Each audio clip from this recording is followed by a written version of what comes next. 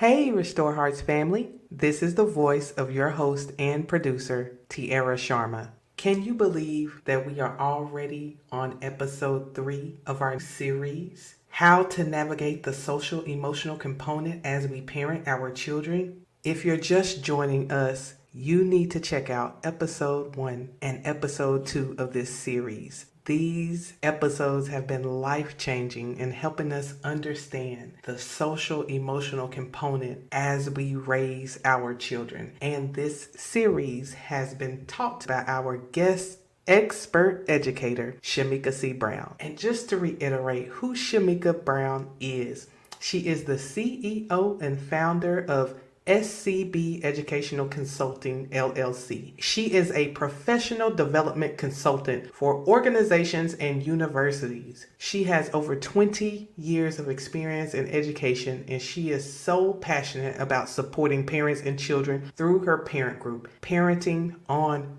purpose, and she is giving us the gems and helping us to parent on purpose in this series. So I just want to do a little recap of episode 2. Episode 2 was Love Languages Part 1. And so remember, we're using the 5 love languages to connect social emotional component of raising our children. And Shameka talked about what is social emotional learning, and that is abbreviated SEL. So SEL promotes activities that develop children's ability to recognize and manage emotions, build relationships, solve interpersonal problems, and make effective and ethical decisions. And as she talked about, that definition encompasses a lot. And that's why this is so important that we as parents learn what this means to be able to put those things together. And how we're connecting that bridge is by knowing our love languages. And so once again,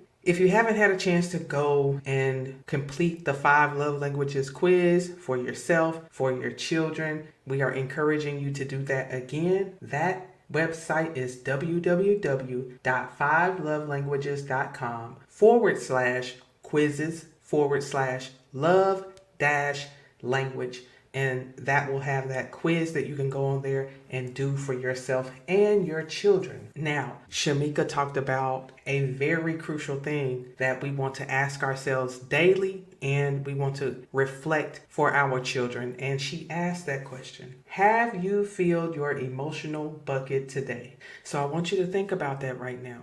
Just take a few seconds and think about that. Have you filled your emotional bucket today? And so knowing our love languages and knowing our children's love languages and our loved ones' love languages, that will help us to know how we like to receive love.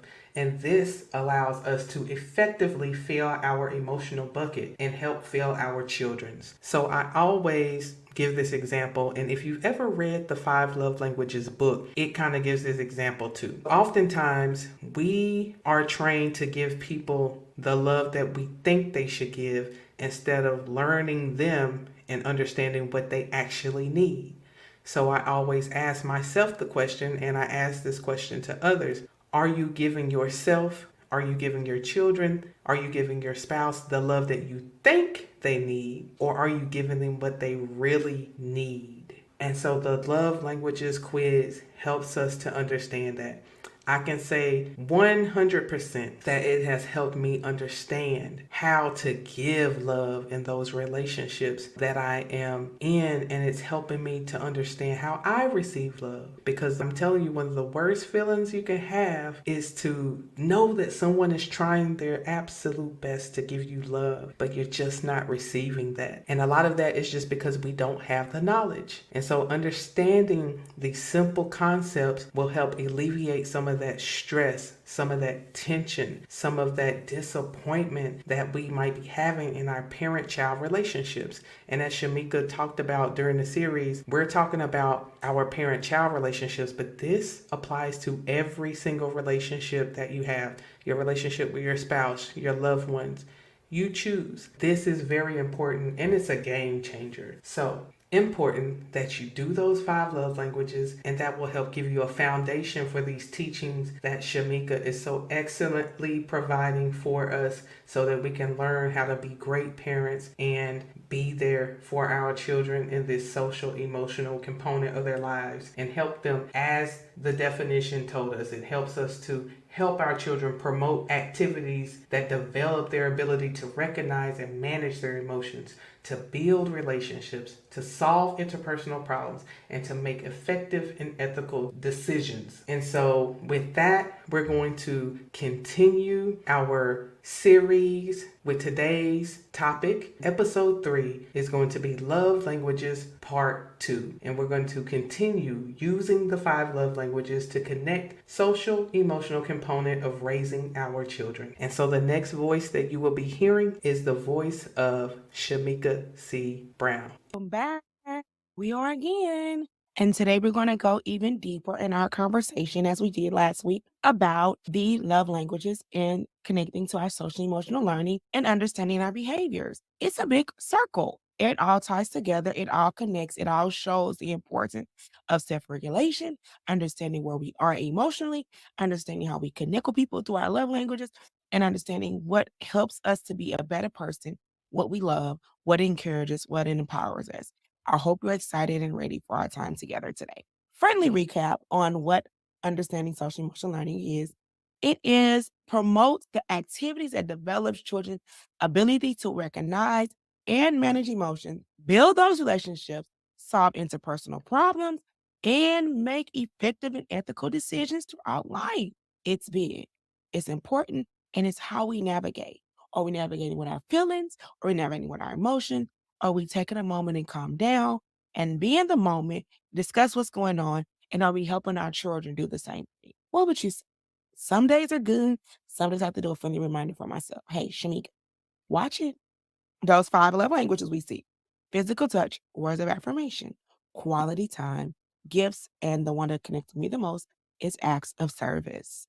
As we go back through what we're talking about today, remember, each love language represents a way that children feel loved and valued by their parents, as well as how adults feel loved by those that they're connected to, and can have a significant impact on the behaviors that we see.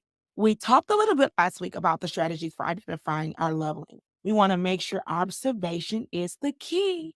Observation is the key. Making sure we're observing, that we're paying attention, that we're interacting, that we are quietly watching and writing down what we see to connect the pieces together. Observe the way they express their love and affection towards others. Do they often give hugs and touches, or do they prefer expressions of love through words of affirmation or acts of services? This will help give you a clue on their preferred. Pay attention to their preference. It is key to pay attention. Notice what they enjoy doing the most throughout the day. What do they light up when they spend quality time with you, or if you give them a thoughtful gift, or if you identify their love language? Ask them. We talked about this last week. I'm going to do a friendly reminder. It is imperative that you begin to ask them. How will they know how to express themselves if we don't give them the opportunity to ask questions to tell us what they're feeling and listen? Ask them about their favorite ways to spend time or how they like to be comforted when they're upset. Give them an opportunity to express themselves to you. Try different approaches. Experiment with different ways of showing love and affection towards your child, such as giving them a compliment, hugging them, or doing something special. Observe how they respond to each approach and determine which one resonates the most. Observation is the key. So, after we observe, tips on how to approach discipline and behavior management. It's important to use empathy and understanding. You're probably saying, Shameka, that doesn't work. Yes, it does. Focus on the underlying emotions that you see. And instead of reacting to it, understand what is driving it. Why does this child feel stressed? Why does he or she feel overwhelmed? What are they seeking attention from or from who to get their needs met? Addressing that underlying emotion can help prevent the behavior from reoccurring in the future. Be consistent. No is a no. You can't have the sucker. You can't have a sucker. No eating in the living room is no eating in the living room. Establish clear consequences for misbehaviors. Don't establish a routine and then, oh, today I'm not feeling, I'm gonna let you get away with it. Inconsistency enables problems for your child. Inconsistency teaches them to be inconsistent. Chin check for myself. Always be consistent. Even if you're tired, just tell them, no, we're not doing it today. If we create a schedule, apply it, but be sure to consistently apply them in a calm and respectful manner. So don't just shut them down and it's going to trigger them. We talked about triggers last night. Talk them through the process. Create a sense of security and predictability for your child. Monday, Wednesdays, and Fridays, we do this. Tuesdays and Thursdays, we do this. We may not in the morning eat this. In the afternoon, we may eat that. Setting those boundaries, establishing what is expected, and then rules. When you don't follow this, this is what happened. And when that happens, you have to be a man or woman or a person of your word. Whatever you say, you have to follow through with. Consistency, establishment, clear consequences for the misbehaviors. Use positive reinforcements. Praise and acknowledge positive behaviors and efforts, which can help motivate your child to continue to make positive choices. This can be practically effective when children provided in their preferred love language. Speak, speak, speak. If you know that they like to be spoken to, continue to encourage. Now, offer your child emotional support and guidance to help them manage their emotions and learn new skills for handling challenging situations. This can help prevent future problems. Provide support, talking with, being honest, offering opportunities helps build. Be patient. Oh, that's a bad word, right? Patient.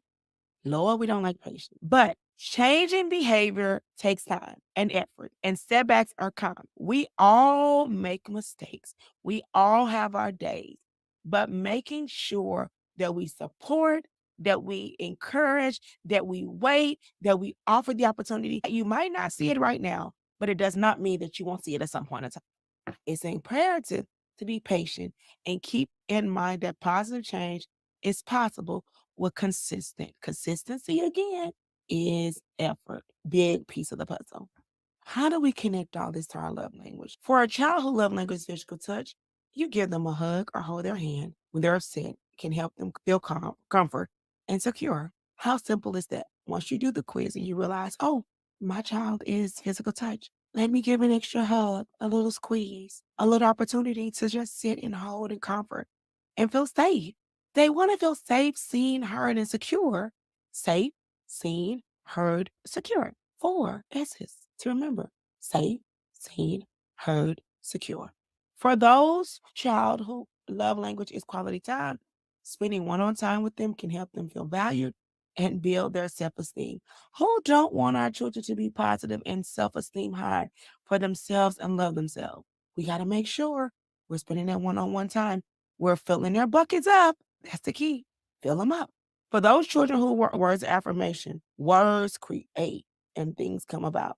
It is imperative to make sure that the positive feedback you give, the encouragement that you give, the confidence helps motivate and continue to make positive choices. Acts of service, those doing something special for them, such as prepping their favorite meal or helping them with a task, can help them feel loved and appreciated.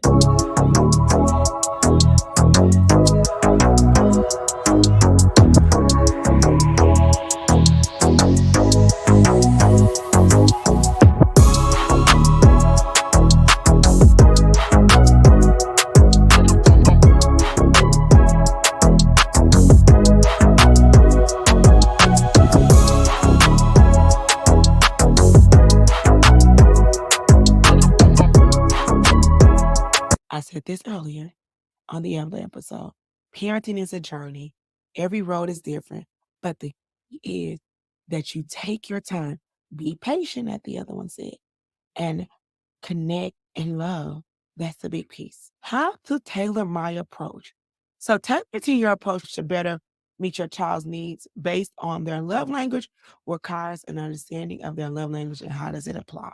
If your child love language is words of affirmation, they will thrive, as we talked about earlier, praise and recognition. You can tailor your parenting approach by using positive languages and encouraging words. So instead of criticizing your child for making a mistake, you could point out what they did well and how they can improve it next time. Positivity, words of affirmations, being pro instead of reactive. That's the key. If your child love language is affirmation, they want to hear it. So try focusing on their strengths and their achievements and providing feedback on what they're doing. If they bring home a good grade, you could say something like, I'm so proud of how hard you worked on that assignment. You really demonstrated your intelligence and dedication. Words, create, engage, support is big. Acts of service. They may appreciate when you do things for them that make life easier. When you tailor your parenting approach by helping them with their tasks, they find challenging or doing something special for them. So if they're struggling with a school project and you can offer help with them to research and create a study schedule together, how amazing is that? Acts of service. It gives them something, they're encouraged, they're excited. Quality time. If your child love language is quality time, they want uninterrupted time with you.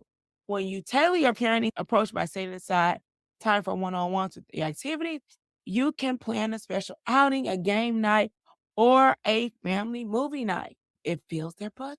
It helps them. It encourages them, lets them know that they're important. Set aside dedicated time to spend with your child, such as having a regular date or doing a fun activity. During this time, put away all electronic devices and focus on each other's company. That's the key. Put those tablets away, put those phones away. Physical touch, we touched on it a moment ago a little bit. They appreciate hugs and cuddles and physical affection.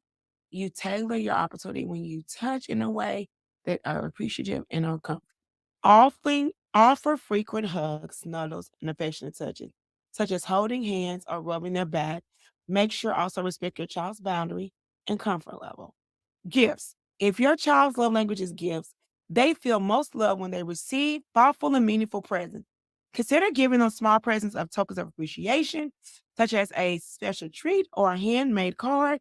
You can also involve them in gift giving for others and teach them the joy of giving and receiving. You can tailor your parenting approach with the small tokens of appreciating them for showing them that you are thinking about them. You can surprise your child with a special snack or a toy they've been waiting on, or write a meaningful, thoughtful note. Tailor your approach to better meet your child needs based on their love language requires understanding of their individual preferences, finding ways to express love and affirmation in a way that resonates with them. This can lead to a more positive relationship, help your child feel more secure, confident, motivated to behave positively. Say what? Repeat that again. When we tailor and create according to their love language, it resonates with them. And this leads to a more positive what? Relationship that can help your child feel more secure, confident, and motivated to behave positively. That's amazing. That's awesome. So if I learn these things and do this, I am promoting more positive relationships and helping my child feel secure, confident, and motivated and to behave. That's a win for me. That's important, which is why it's so important to know our love languages.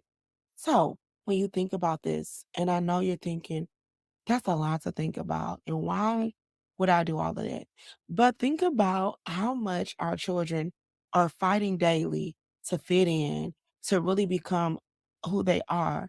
And we're learning with them. So it's very imperative that we make sure that we have those moments to learn from them. It's very important to understand the key components of our connections to our family, but also showing up and making sure that we are leading and guiding.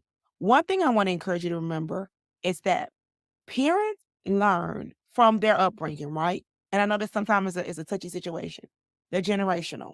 The generational learning that we learn from our parents and those that are before us. And I'm not saying nothing's wrong with that. But our parents taught us based off of what they knew, based off our grandmother, our great grandmother, and the next and next and next and next. There were different times. There were different things going on. They had to keep us safe because of the slavery and all those things, right? We are living in a time where we still see some of those things, but we have to build confidence, security, and the voice for our families, our children, those that we're connected to. If we cannot amplify their voices, if we can't teach them how to be calm, hold, and connect, how are we going to help them to navigate to be adults or get a job, right? It's a process. But how many know it's a process worth doing because in the end, our children are learning what? What are they learning? They are learning how to show up in the world as their authentic selves, to talk about how they feel, going back to this one slide. When it all come back down to it, our goal is to make sure that our children are able to do what? Recognize and manage their emotions, build relationships. No person is an island. We're not allowed or able to navigate this world by ourselves all the time. Solve interpersonal problems, those emotions, those hurts, those feelings of anxiety, and be able to make effective and ethical decisions. We use all that every day as adults when we're driving our car, when we're in the grocery store, when we're making phone calls. All of that is connection. But if you don't value yourself, your child, your relationship, how will they learn how to be a valuable person when they go get a job? How will they know how a boss will respect them if the parent doesn't exhibit it first? So it is imperative that you understand social emotional learning. We hear so many times that the child may be doing this and the child may be doing that. But then you ask the parent, well, what did the child eat before they came in the door? Oh, they had a donut and some Cheetos. Well, those are high sugary things. And we know from the previous training that when behaviors come, they're communicating either they're hungry, either there's something going on, or there's a need, or they're just trying to express themselves. The key for us is finding the way to help, to teach them, to engage them, to offer them the opportunity to learn how to be themselves, but navigate on a calmer level. I want to encourage you, it's not a mistake for the child or children you have. You are the right parent for your child. Boldly own and accept the parent that you are right now. And as you're watching these videos and engaging, as we learn more and more, we become. Accept who you are becoming. You were born for this. Stop thinking, why am I not good enough? Think about what makes you feel this way. Another thing I would say, reflect on, what is one thing I can change in this moment from this video? What am I struggling with? I forgive myself. So guess what? Hang in there. Keep believing. Forgive yourself. Give yourself goals. What are your goals for you? What are your goals for your children? And how can we create affirmation for our family? How do I create and implement these for my children? What steps do I take? The key is engagement, communication, forgiveness, acceptance. See you next week as we continue to talk about how we keep on navigating to understand behaviors. There are many components, and we're just talking through them so that you can see how amazing you are. Have a great one.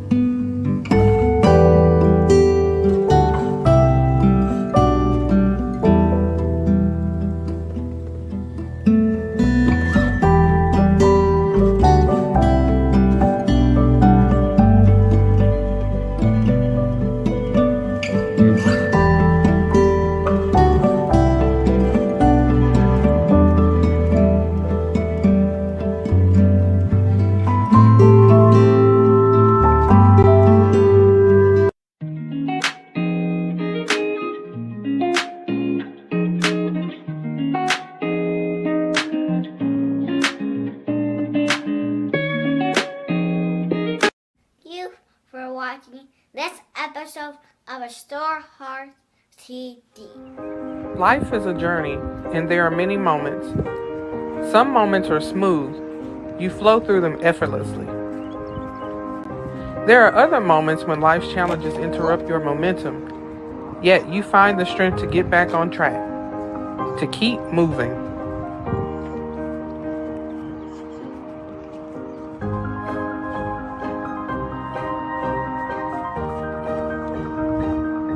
So even if you have to crawl to make it there, do it, because victory belongs to you. You are equipped to handle every part of the journey. You were created to overcome this.